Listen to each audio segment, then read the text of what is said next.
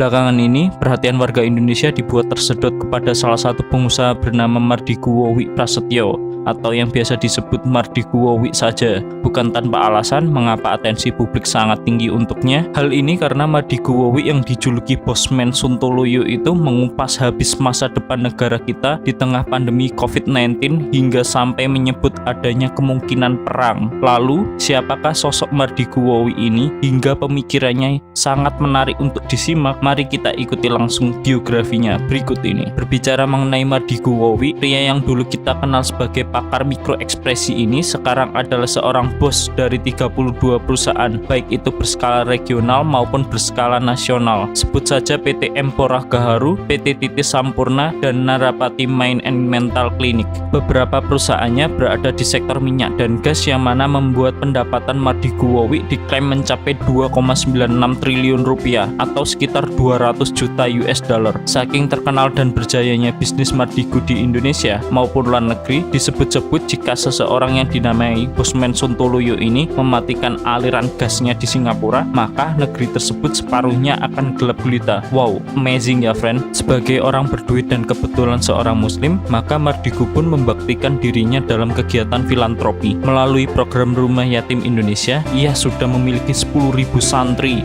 yang ia percaya sebagai harta karun yang Tuhan titipkan dan berikan padanya. Dalam dunia bisnis Indonesia, nama Mardikuwowi bukan nama sembarangan. Selain sebagai pakar mikroekspresi, Bos WP juga merupakan seorang pengamat terorisme yang mana sempat wirawiri di media massa Indonesia di tahun 2009 sampai 2010 silam. Tidak hanya menganalisa gerakan teroris saja, Bos WP juga mencari berbagai petunjuk yang masih belum jelas di suatu kasus terorisme yang ia selidiki. Dilansir dari detik.com, Mardiku mengaku bahwa sudah ada 437 teroris yang ia wawancarai. Hal ini juga sejalan dengan profesinya kala itu sebagai ahli hipnoterapis. Selanjutnya, Mardiku pun menjadi motivator bisnis dalam sebuah program bernama Millionaire Mindset Bootcamp. Di dalam program tersebut, Mardiku WP mengklaim dirinya adalah seorang triliuner dalam industri minyak dan gas dan pendapatannya mencapai ratusan juta US dollar. Kini, Mardikuwowi yang seolah belum puas menancapkan taringnya di dunia bisnis Indonesia menciptakan cryptocurrency melalui perusahaan yang bernama PT Santara Dana Inspiratama. Jika Anda membuka akun YouTube bernama Bosman Mardiku, maka Anda akan melihat bahwa channel yang memiliki 546.000